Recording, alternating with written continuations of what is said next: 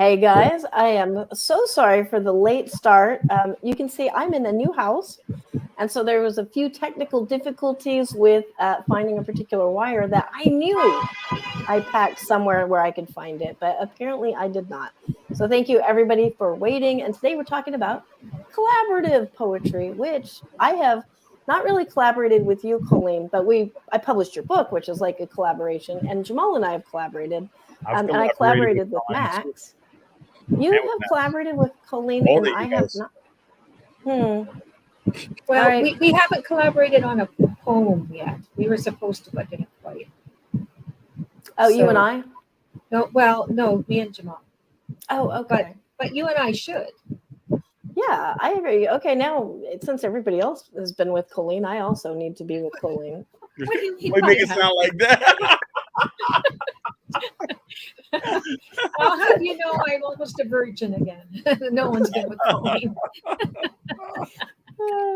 Well, thank you so much for everybody being on here. I'm gonna just kind of flash some comments up because, of course, we had everybody waiting, and I apologize about that. Really, we were digging up a corpse so we could make it explicit. So yes.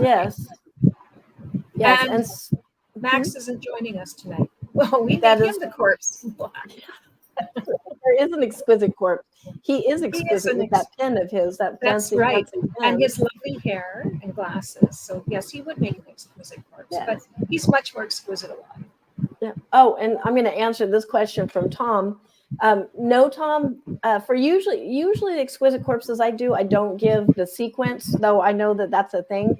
Mostly I got frustrated because I would give a sequence and then people wouldn't follow it, and it would just kind of annoy me.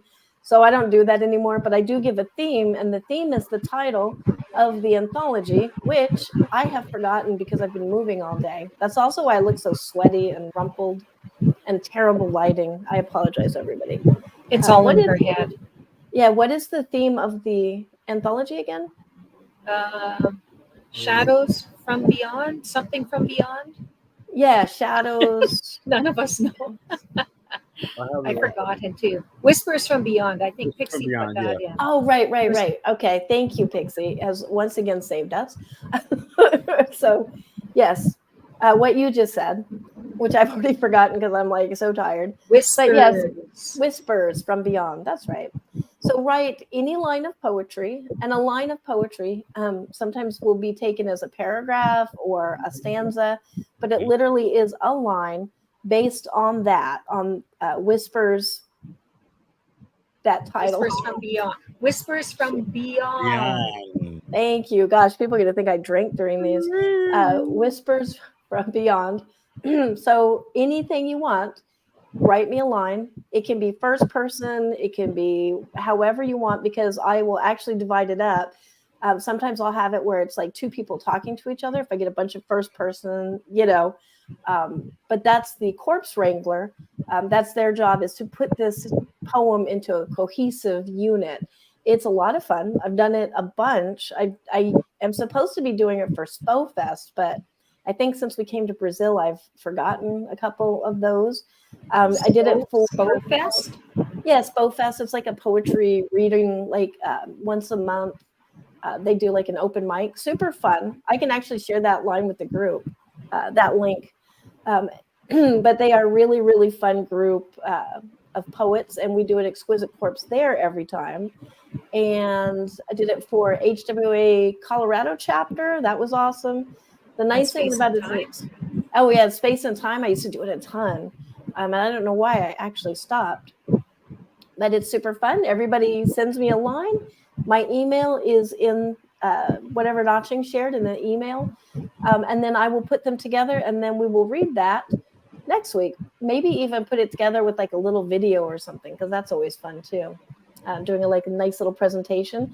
And if you guys really, really feel like you want, a lot of people are, not a lot of people, but there's a few people that are behind. I don't know what a percentage would be, but this is also a nice time to kind of pause, send a line if you are behind and you want to spend more time catching up, or you can collaborate with somebody if you know who you want to collaborate with, and I will critique that collaboration as well. Same email. I feel like I covered everything, didn't I? Yeah, you did. Yes, KT's asked, KT, we did just kind of mention a line is what a line would be for a poem, but it could be one word. Yes. It could be a paragraph. If you're doing a prose It could poem, be pretty much a stanza you could put too. Yeah. well, It winds up being very long if we don't do if everybody does more than just a line. Oh, that's my comment. Sorry, I just shared my own comment. Angela says she's going to be late a little bit because she's looking for a wire in a panic.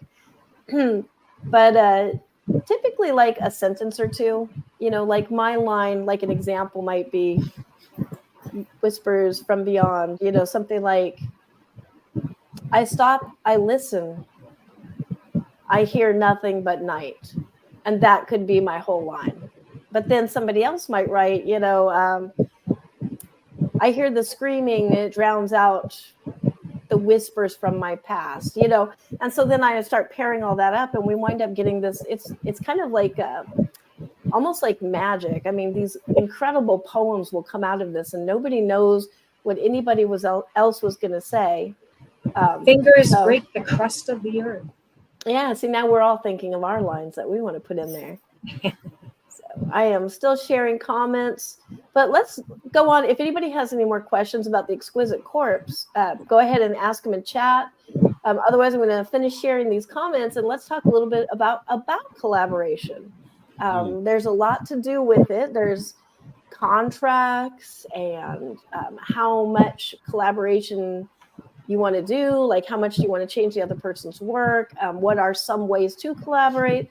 We'll cover all of that in just a minute, but why don't you guys talk about some ways that you have collaborated while I kind of scan through the rest of these comments. I've collaborated with in poetry with Linda Addison, and we've done pretty much like I would write, she would write a stanza, and I would write a stanza, not like a callback where we're trying to do the opposite or response, but like continuing the story from my own perspective. And then she would go back and write the next stanza, and then I would go back and write the next stanza. So we had a cohesive final product that we both felt good about it, that we would go through it and we would each make edits and then get sent to the other person until it just slowly morphed into something neither of us could have foreseen in the beginning of it. So things like that. I've also collaborated with, like, I would write something and then you would give me the same thing from a different perspective. We've done that. And yeah, I mean, I think collaboration is cool. It's fun. I think it opens up it creates curiosity and discovery, which is always beautiful as a writer. And it's interesting to delve into somebody else's mind and see how they can view something so differently or even scarier so similarly to yourself. So that's all I got to say. I don't think I have to say anything. Jamal just said it all. I'm kidding. I've actually done more collaborations in fiction than I have in poetry. And let's see, in the fiction cases, the successful ones, which meant something was completed, it was having an idea, a storyline that sometimes we had to go back to and adjust because people have different ways of writing and different ways of conceiving where a plot or a tale is going. And in those cases, we just kind of would write a few pages, have a shared document, and the next person would get on and put in some stuff. And then we kind of both edited it back and forth. With poetry, I have done a few. I've done, noisy street. One poem, one is like taking the same subject, but writing two different poems. And one is doing a call and response, or doing a stanza, like we do one stanza, I do one stanza, the other person does another. So there's a lot of different ways of doing that. And I'm actually working on a collaborative collection right now. I know Angela's done one with Max. So that's kind of interesting because we've chosen a subject, and we're doing a combination of individual poems, poems on the same subject, call and response, just like we're going to be doing a variety of styles within it. That's I think awesome. I think we should just throw it out there. Some things that could be frustrating about collaboration because it offers like different challenges, like in comparison to like we're talking about the benign, the good side of it, but sometimes it might be hard to harmonize with like kind Yes. of like with the eternal rhythm of another author. And sometimes I honestly feel like there's no cure for that, but you can use it if you're trying to do something more disruptive or abrupt in how you write the poem, or Or maybe having like two voices, right? yes, yes. Yeah. Mhm. So the clash becomes a part of the rhythm of the music, or this you use the conflict in it. It's a Creative dissonance. the dissonance. There you go. Thank you.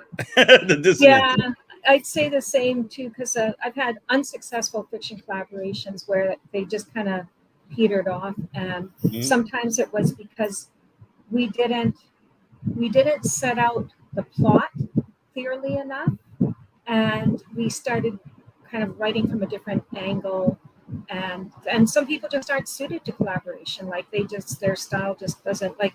Yeah. I've collaborated in co-editing as well, co-judging, um, poetry contests, anthologies. So in that case too, that's a type of collaboration where you still want to have like, I'm picking this poem because I really like it, and the other person going, well, I'm picking this one, and you only have so much space. So it's a matter of like what each of you choose, but also collaborating to get the number of words or pieces that you can have in something. Mhm. Yeah. It's like you don't have to agree. You don't have to agree on per se an outcome. You can leave that open to discovery, but you have to agree on the purpose and the tone. I feel like before you start, that has to Mhm. be clear. There has to be like a clear path that you're going to Yes. take, but not an outcome. The Yeah. outcome will reveal itself as you guys Mhm. work. Yeah, and that's how Max and I started the Mobius lyrics. Is what did we want to do? We knew we wanted to collaborate, so we set down all those guidelines ahead of time. We decided because our styles are so different, and at the time I was doing the really sparse little chained haikus a lot, and he Mm. of course is prose, and he's very prosy. Like his prose Hmm. is just rich. I mean, it drips with language, and mine tends to And be tentacles. very and tentacles. And mine tends to be very economy of words at that time. I've gotten more prosy, probably because of working with Max. So we said we were going to do call and response, and we were going to think of like different topics or issues or entities, and then one of us would write one point of view, and the other would write the other. So we did like I think it was entropy and silence or something like that, or death and life, and um, just going through like that, and we just brainstormed on, I think, however many poems we wanted. We brainstormed on that many topics, started a Google Doc folder, and then we just started answering. And so one of us would write one, and then the other would answer it, or I might like write lifeless, like about life, and then I'd answer that one. So it wound up being really fun and quite easy. He's really easy to work with, so and I I like how it think came out.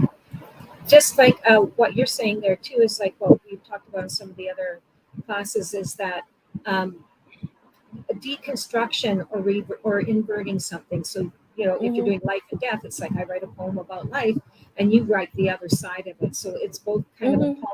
call and response in that sense. Yeah, But it it's was a call and yeah, it was definitely exactly, call and response. And that's, yeah, I think, probably the easiest collaboration because each poet is keeping their own voice, and Yeah. you're right. just literally talking. Like, was it Victims by Marge Simon and Mary Trezillo, right?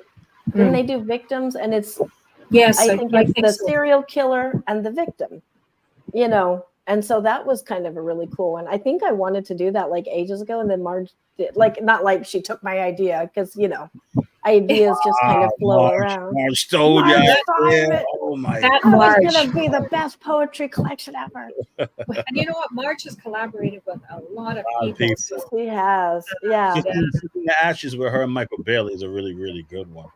Where it's Mhm. about like trauma Right. and all this thing. It was really good. It was nominated for the Stoker last year. It was one of my favorites for sure. Yeah, yeah. Well, this is a good time to talk about what collaborations can you think of that you thought were really successful? Linda's the Place of Broken Things with Alessandro Manzetti. yes. Yeah, that was Yeah. good. That thing was incredible. I read it like maybe 8 times. Like I was like, it was so amazing to me. Yeah, and that cover art was Yeah. incredible. Yes, I Incredible. still have that image right here. Yeah, very memorable, very visceral. They're both so they write with so much darkness and meaning in the darkness. They and you know, Linda likes to play with the ordinary and make it extraordinary, or find extraordinary things and Mhm. everything. And Alessandro is like he likes to find sex and everything. so it was. He's Italian, so you know it was it was something really fun to read. I was like, what the hell? I was reading, is it Kiki? I was reading Kiki. I think it's Kiki on the bus for him. Like, I think I was blurbing it or something. I can't remember why I was reading it. And it was on a cross country bus trip. And so I started reading it like, like I read on my phone. So I'm, reading it like normal. And then I'm getting to where people are peeing on each other and lapping it up and stuff. And I started to go like this because I really don't want anybody to see what I was reading because they're going to kick me off the bus. It was a really good. It was a really good collection. I mean, it's not normally what I read, but it was really well Really written. good. I love his work. Mhm. But yeah, I haven't read that one. he also used to always say, hopefully he doesn't get mad if I share this story. He always, because we did chat a lot, and we haven't recently because it's been so busy. But he'd always say, "Golden dreams, my friend." And so one time I said, every time you say that, I think of the Kiki scene where like the peeing and the guys licking up the pee. Golden dreams. So I never said it again. But I digress. So that's another thing about collaboration, humor, having a sense of humor and understanding that people's, I mean, because I guess some people some people would get very offended by his work, like some of that, because it's a lot of BDSM kind of, but he really breaks down those human barriers, He's not afraid to offend, and I like that. Like Trixie says, it's brutal and beautiful. It's like that's and there's something seductive and repulsive at the same time, which is great. To have that experience, you really feel something. I think I like that with collaborations where it's like one person has more like an approach, another person, and then finding out what those two approaches make.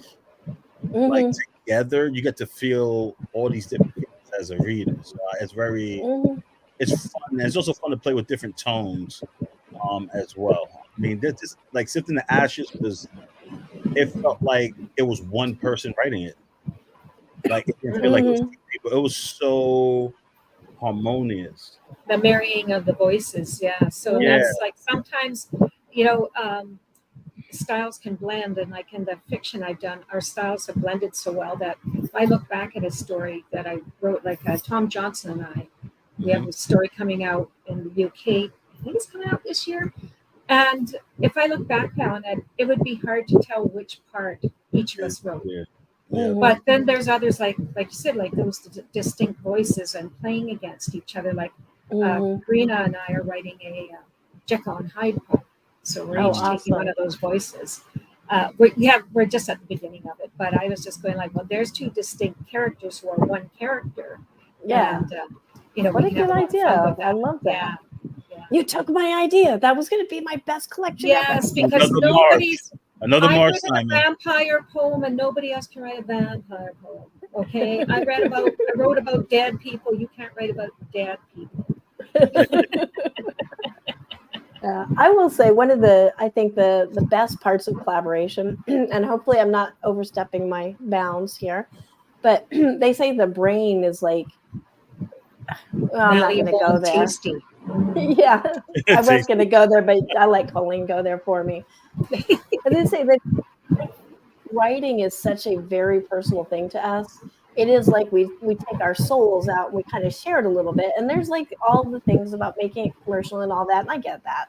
But when you're first writing it, I think it always is like you are spitting yourself out on paper.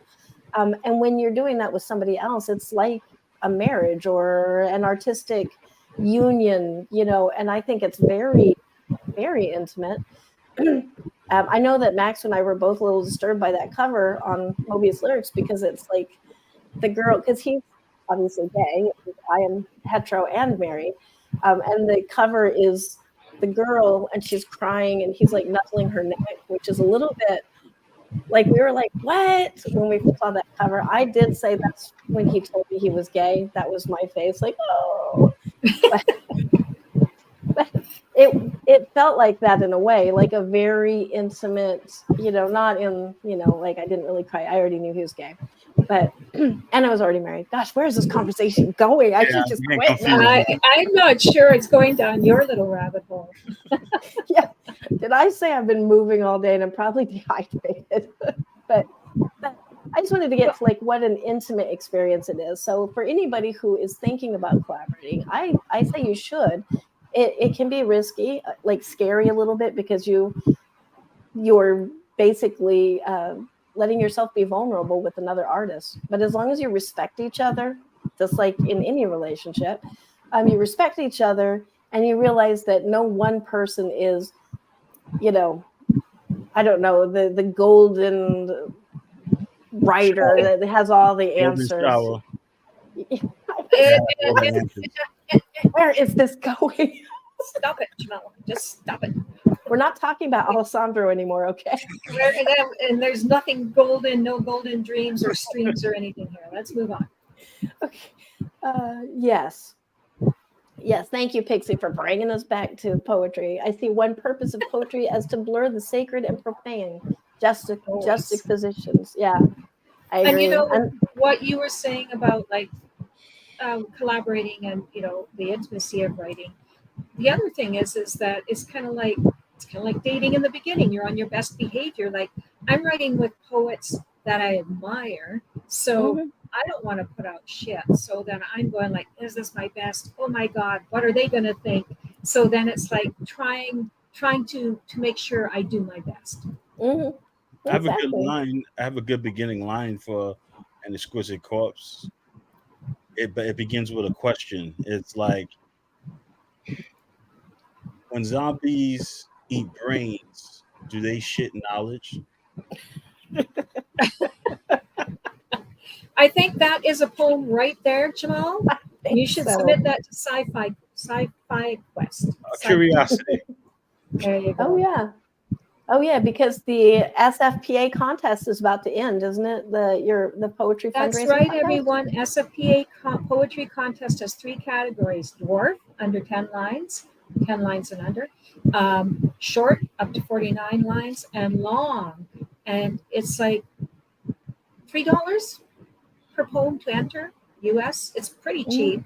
I always kind of submit a few every year, just one as kind of gets me writing some new stuff. So I wrote a couple of my short poems last week, and my Sing Pains and my Tanka took me like 4 hours to write 2 poems. But yeah, so the contest is on right now.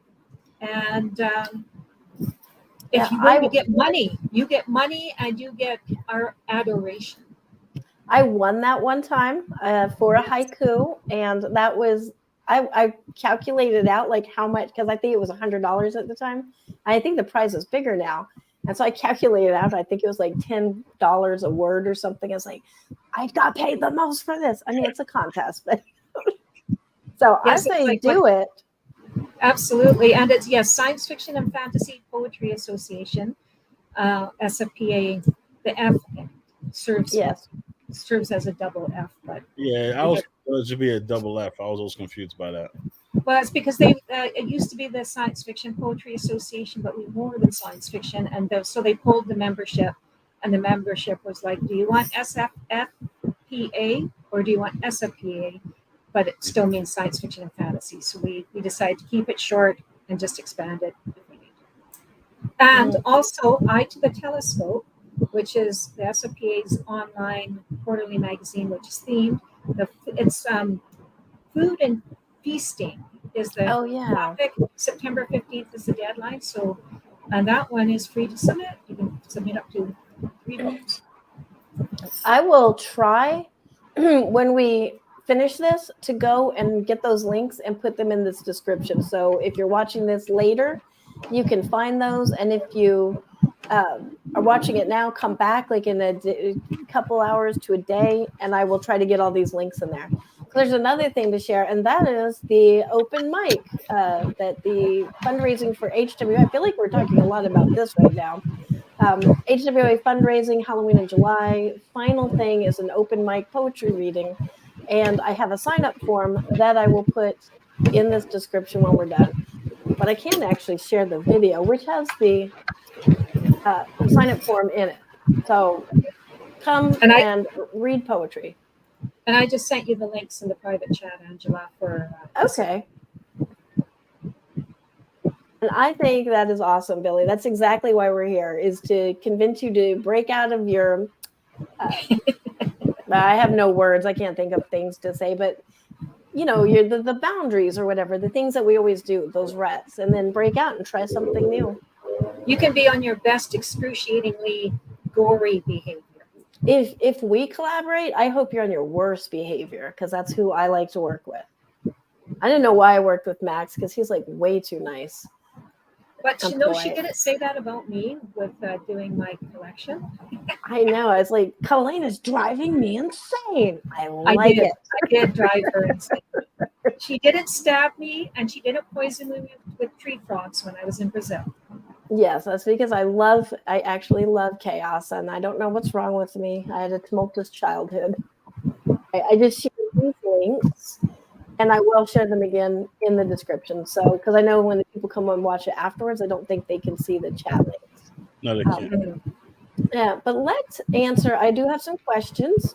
Oops, I'm on the wrong thing. Okay, I do have some questions about collaboration. Let's share a little bit about that. Like one of them that people ask about, or that I've seen asked about, is like contracts. You know, who owns the copyright of something that you've collaborated on, profit sharing, publication rights, all of that kind of thing. My answer is it's going to vary on the people. When we did Tortured Willows, we had contracts. When I've worked with, I think Lee, that was a nonfiction book, but yeah, we had a contract. Max and I can't remember if we had a contract together with each other, but the contract we signed is from both of us with Alessandro, who is the publisher of that. So I shouldn't have said all those things about his golden showers. Never publish me again. Sorry, Alessandro, I was kidding. But so contracts, I think, are important. And it's pretty easy to say like, oh, we don't need it because we're best friends. But everything's always fine until it isn't. And it's amazing. The littlest things. I lost a friend that I named my first daughter after, and it was over an opinion about welfare, not welfare. Wow, please bear with me, people. My brain like tries to unfry. Food stamps. It was just an opinion about food stamps. It wasn't even like a fiery opinion, but we each had a different viewpoint on something. End of friendship. Like literally a friendship where she had saved me from committing suicide, and I'd named my daughter after that, which I think is pretty tight. So you never know what can break up a friendship, you know. So contracts, though, are forever or until they expire. Yeah, and I've never had a contract to write something with someone. Like when we're writing poetry and fiction, we just do it. But also, like, I don't know, Canada and the US, I think, are overall kind of the same, but pretty much the moment you put something into a form, so the moment you make a painting, the moment you write something, it is copyrighted in Canada. Yeah. And in this case, here. Yeah, and so in that case, if you have two people writing, they both own the copyright. And then in the cases where the collaborative pieces have been sold, yes, both people would sign the contract. And like Mhm. for the one that Tom and I sold in the UK, we both signed a contract. And he was like, should I be signing the contract for you? And I was like, nope, I'll be signing my own contract as well because it's with the publisher. Mhm. Yeah, and I actually should say, like with Tortured Willows and the other collection, I was actually the publisher of that as well, which makes sense now why we were all Yes. signing contracts. So Max and I didn't sign the contract with each other, but we did sign the contract together with another publisher. So Yeah, and the same like when I co-edited an anthology, the publisher gave us both contracts. So, and that's one of the things to watch for. It's like, are you sharing $50 for a poem, or are you each being paid $50? If you get like with the anthologies, there were so many free copies given, but it's like, do we each get 20 copies or whatever, or do we get 10 each? So those are all things to be aware of if you ever are signing a collaborative contract. Sorry, I'm like, is it raining? Very Think possible. not. It's winter there. Hopefully not, because I have all my rugs and everything out.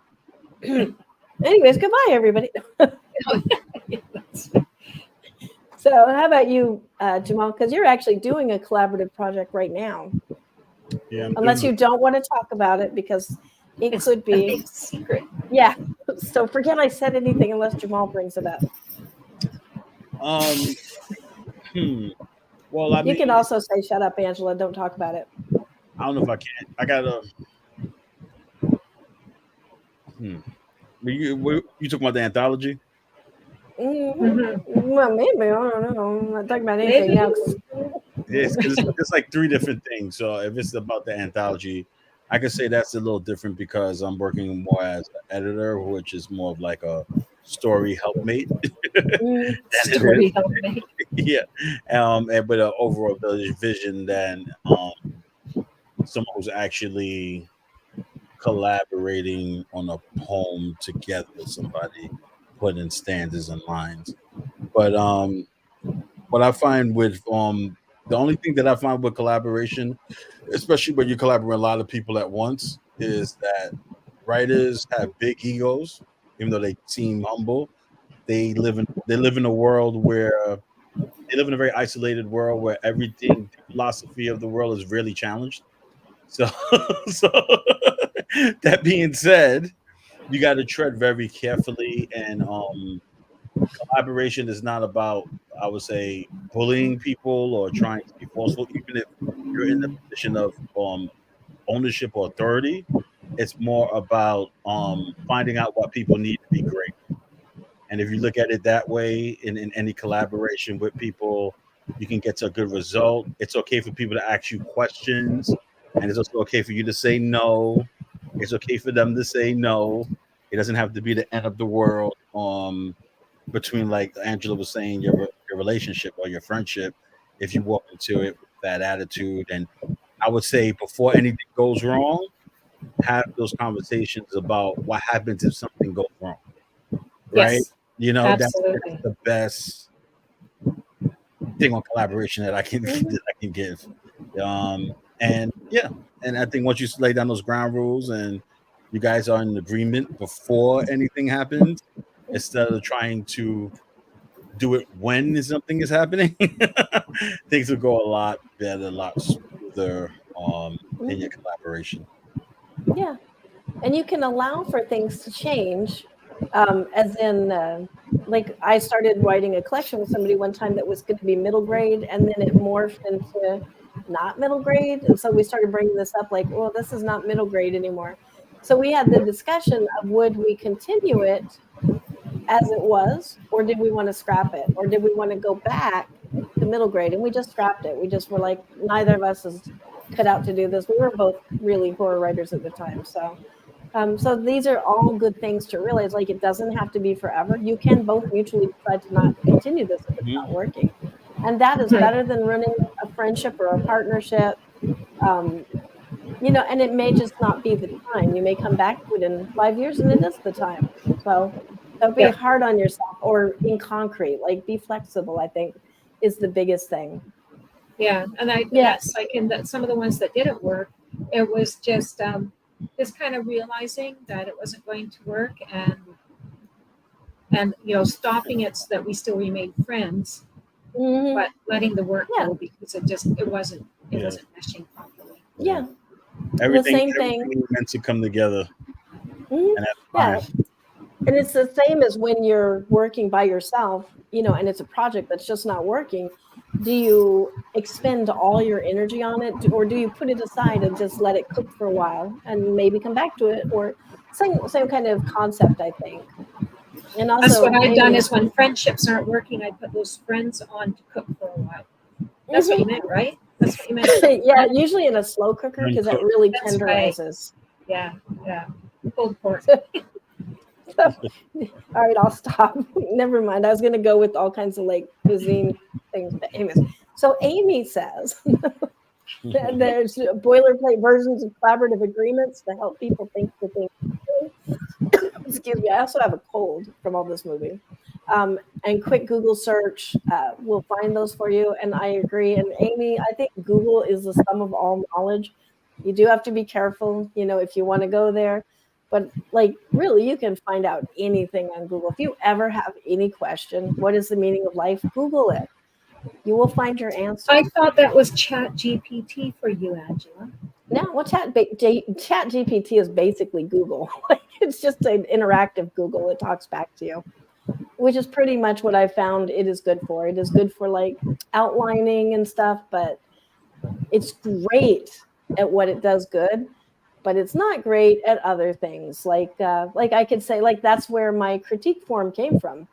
But ask it to do a critique, it is not good, because it just doesn't have the skills to look at something and say, does it like it or not? Does it, it can't actually give feedback like that. It can give you feedback like the commas are in the right place, but the thing with poetry, maybe it would be better with like fiction or something.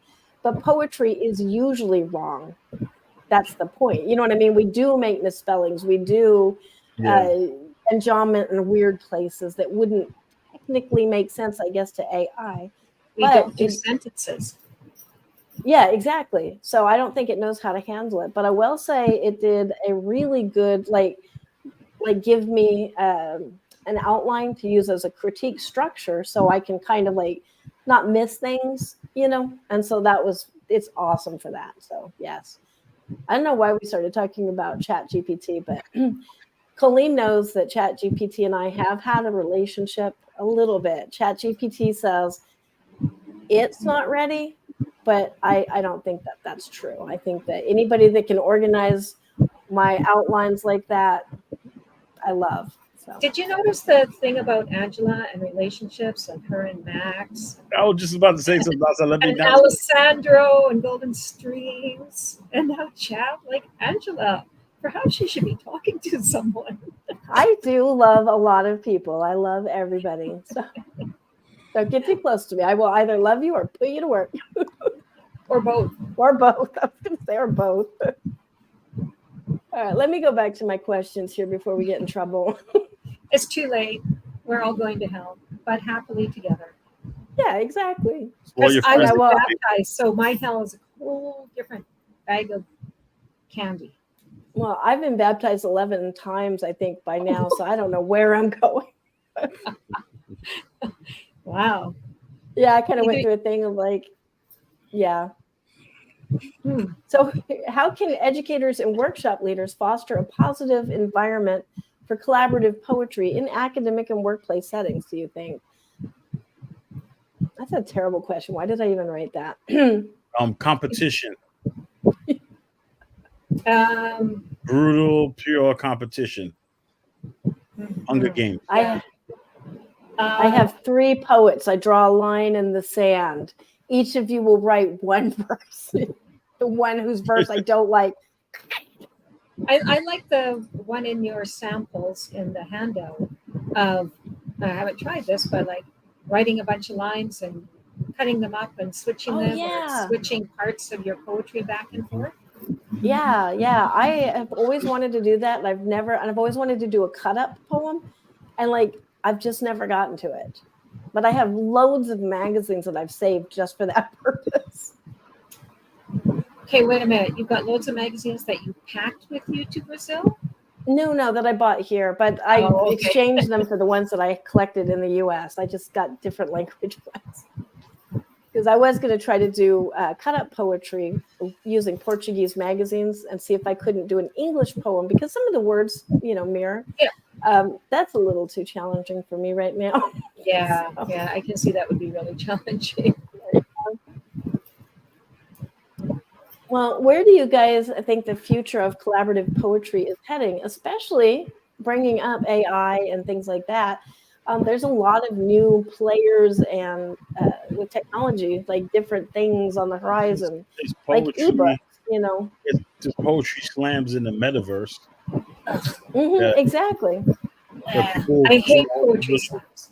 They all come into the metaverse and people avatars be saying their poems. It's kind of like weird and funky, but That has been going on since 2010. There's a place in SL called Ryder Island I used to hang out at. That we used to do that. Super fun. You could be a bottle of bourbon and read your poem about bourbon. Well, yeah, because you can be anything you want, So Because basically, you're your avatar, like, yeah. I am a grail right here. Like, there we go. That was the first writer meeting I went to where I fell in love with the whole concept. It was a bottle of Jack Daniels reading about something, like I think it probably had alcohol in it. I mean, I am Jack Daniels and I like rocks. There's also questionable things like writing a poem and then telling an AI to improve the poem, No, or write the following. I know it doesn't, but there's like it'll make it all rhyme. Yes. There's weird things to it, right?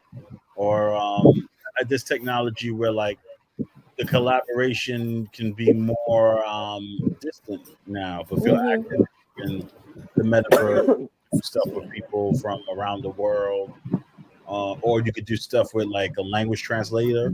Technology that they have with the AI translator technology, you can collaborate across language barriers and stuff like that too. So. Oh yeah.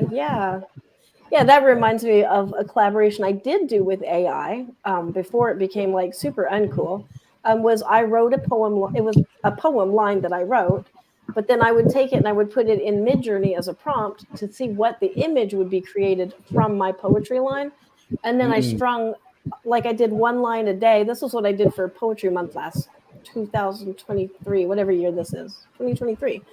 I don't know why that seemed so weird for a second. Are we still in 2023? Oh my God. Yeah. So anyways, that's never ending. I wrote a poetry line, put it into every day. I wrote a new line, put it into the Midjourney, got the thing, and then I put it into a video with some domain music. And I loved it. I thought it turned out so cool. I mean, I do not have an artist willing to sit with me at 3 a.m. and paint my line of poetry into a thing. That was super fun. And that was a collaboration with AI, technically. I think collaborative poetry is just going to continue. I don't think it's going to be any bigger or overshadow individual poetry. I think they'll both continue to be wonderful things in and of their own way. Could be wrong. It could be that we won't even have to worry about AI, that the aliens are going to come and that they are just going to wipe out our brains and we will only talk in verse. Yeah, collaborate with an alien. I would do that. Hear that, aliens or ghosts or monsters or dogs or anybody? I will collaborate. Angela's looking for they're all scared of us. They're all scared of us. They're not coming. Well, if you guys want, I really feel like I'm starting to lose my voice. Like I'm getting that feeling like I'm going to start coughing. I will run down the Exquisite Corpse and this week's assignment again, just to make sure we're like all good on it. And unless anybody has any questions in chat, we might end it a little bit early. And we'll say it's because Max didn't show up. Totally blame it on Max. He is so He's got so many things going on right now. Yes. Poetry collapse. Yes, I think this needs to be a thing. And there was the Gothic poetry creator too, which it would give you all your dark and midnight and blood and death in your poems. I don't think it's collaboration though. It's not really collaboration. Yeah, I actually don't know what that is. Is that like a thing online? It was a Gothic poetry generator, so basically it's like like what's that called? Ad libs, Mad Libs, or whatever, where it would be kind of like I fill in the blank, like you'd write. It would give you spaces to either choose, like, do you want blood here? Do you want death? Do you want soul? And it was like Gothic poetry silliness. Yes, it wasn't like to make real poems. It was just to have. Yeah. So I will say maybe in a way you could collaborate with a dead poet, because I'm rewriting the Raven, but I'm doing the flip of it, the inverted Raven. So in a way, yeah, well, like I'm inverting it. So like dark and dreary is like, I can't remember. Bright and cheery. Yeah. Right. And Angela, you're writing a bright and cheery poem? What? I am. I'm writing the opposite of Poe's the Raven. So in a way, that's kind of like a collaboration, though. I get all the rights to it. Poe gets nothing. Sorry, Poe. I don't know if that's collaboration if they're dead. You could say you're channeling Rantha or whoever it was. But. Yeah. But it's kind of like a call and response. It's like, I'm not. I don't know. I would roll my eyes a lot if you said you were collaborating with Poe. All right, I am collaborating with Poe. Eyes rolling. On that note, before we completely collapse into either coughing or silliness, I'm going to just any last questions about the Exquisite Corpse, basically send me a line. The email has been shared in chat for those of you who are not my student. And I think Notching sent it out in an email, as I recall. Yes, and same due date, because I'll put it together that night. You can send them sooner if you want. I promise you, though, I usually don't read an Exquisite Corpse until I have all the lines in. And that way I don't start predisposing where I'm going to put things. I like to read all of the lines at once. I actually take all of them. If you want to know how I put together an Exquisite Corpse, I always take all the lines and I put the poet's initials or name if, the same people have the same initials. And I take the line and I paste it in a document, and I take the name or the initials and I paste it, and I do all of that. And then I space down a little bit, and then I start just reading all the lines and going, what would be a really good opening line? Okay, I have like 5 lines in first person, so there's a voice. What is the opposite voice, or who are they talking to? Or, and I just start putting it together like that. And so it's copy, paste, until all the lines are used somewhere. And then I take the initials or, whoever wrote it, and then I cut and paste so that I know who the authors are in order. And that's how I do it. I'm sure there's a million ways to do it, because there's a million different ways to do an Exquisite Corpse. So. I think we should just mention, because some people are behind and trying to catch up on their other assignments, that maybe for this one, because it is just one line, like, don't do your assignments in order. Get this one in so Angela has all the lines. Don't wait till later. Oh, yeah. Yeah, do put it in that by the due date next week, which would be, I don't know my calendar. Yes, maybe we should say the actual due date. Yeah, by the Wednesday of whenever this is due. Yes, thank August you. 23rd. Usually I have my calendar up, but I was rushing. So send me that line. I will put together an Exquisite Corpse. I will try to put it to like music, like do a really nice video for it. Try. That is the operative word, try. But do that. And then if you really want to try collaboration and you collaborate with somebody in this class, you can send me that poem that you guys collaborated on, whether it's like a call and response or however you collaborated on. And I will also do that one. But this is a good time for everybody to kind of catch up.